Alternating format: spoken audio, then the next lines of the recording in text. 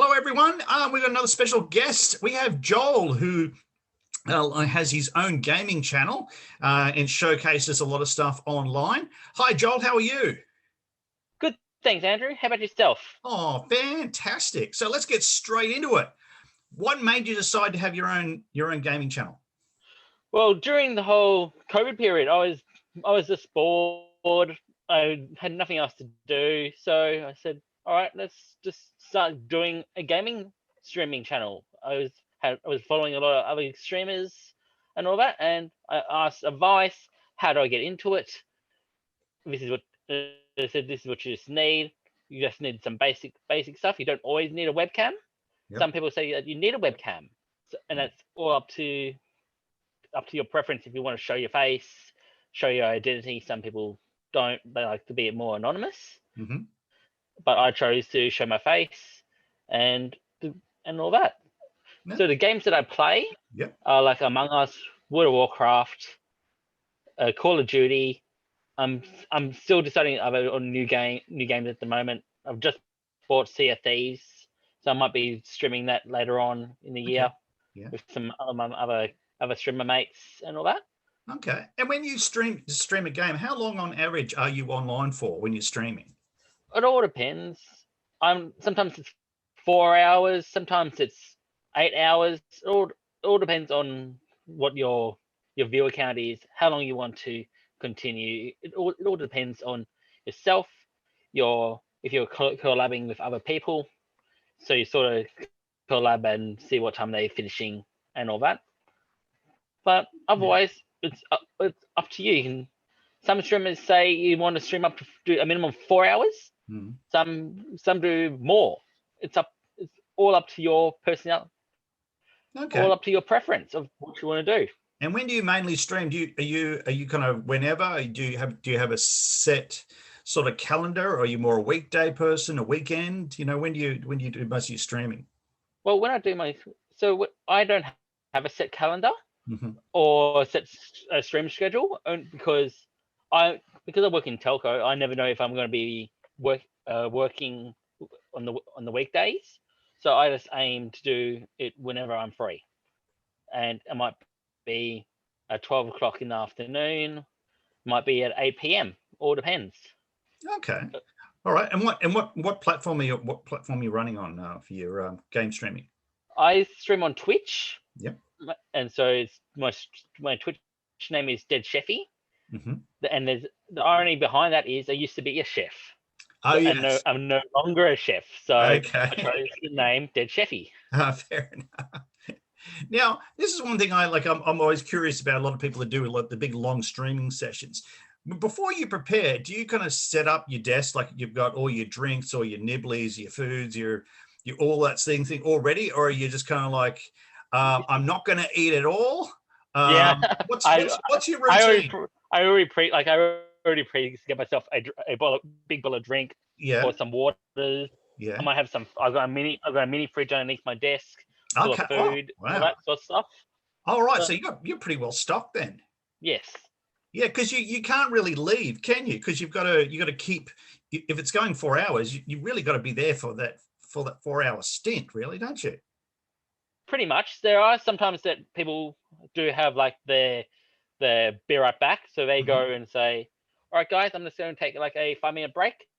I'm going to grab myself some food," and they put themselves on a BRB, or they might run some 5 minutes worth of ads, quickly run down and get themselves some food and come back and have their food next to them.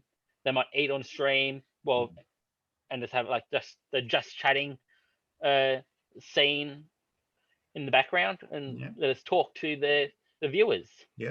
And so since you've started streaming, are you spending less time probably watching other streamers, or you're still doing that?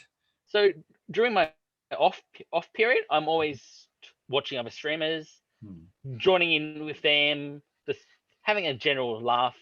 Like recently I've been joining other streamers, and we've been playing Among Us, and we've been streaming that and getting our viewers involved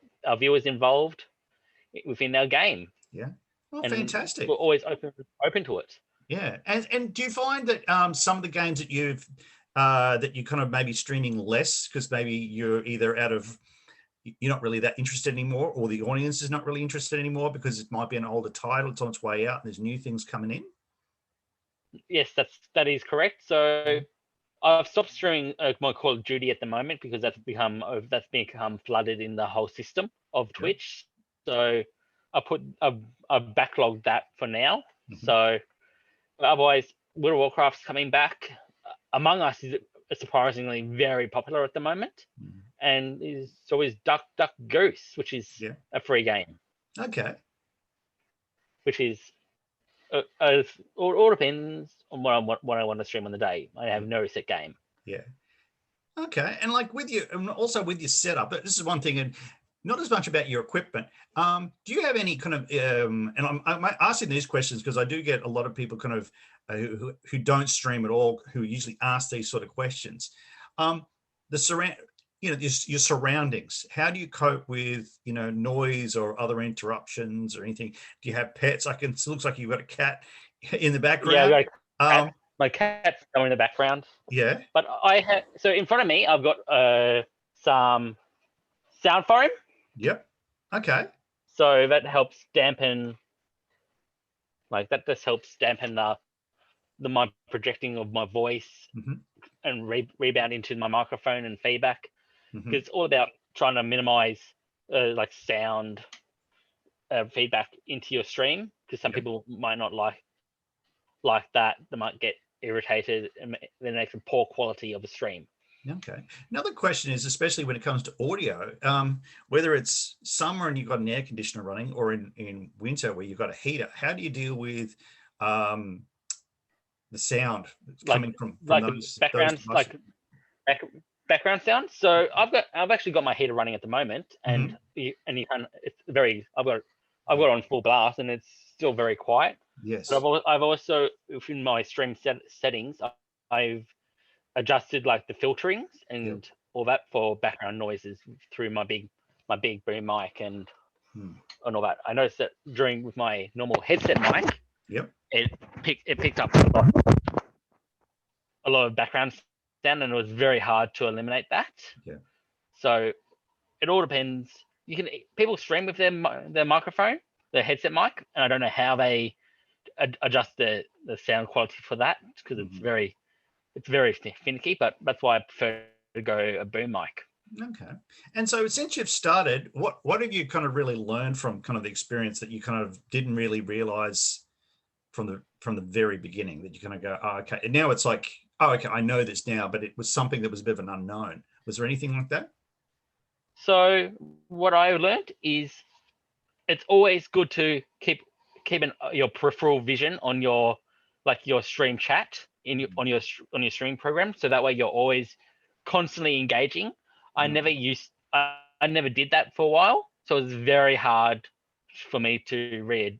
I had to train myself to look at the chat, and every so often just do a little head tilt, look at my secondary screen or my third screen, and say, "Oh, hey, Gremlin, how are ya? How you doing? Welcome to my stream." Mm.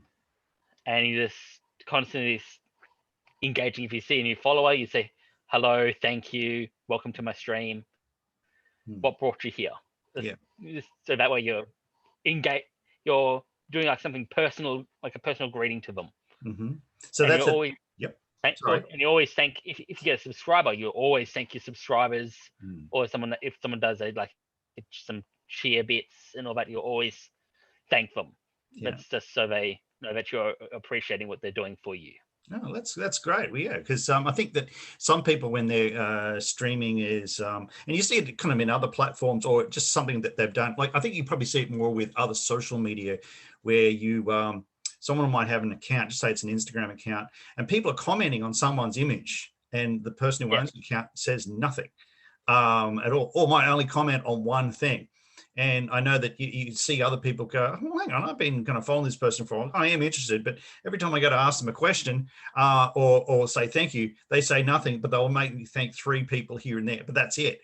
So, I think that's a big turn off for people. I think people like that. They're like, hey, we don't want to be buddies, but it's like, you know, a little bit of engagement back and forth, you know, helps. Yes, that's right. And I've learned that in other communities, sometimes I've seen, especially in like Discord, it's really helpful. Mhm. Sometimes you might have a big community, and then you do a chat. Sometimes you might join in the voice channel with them and have a laugh and just talk about and give advice.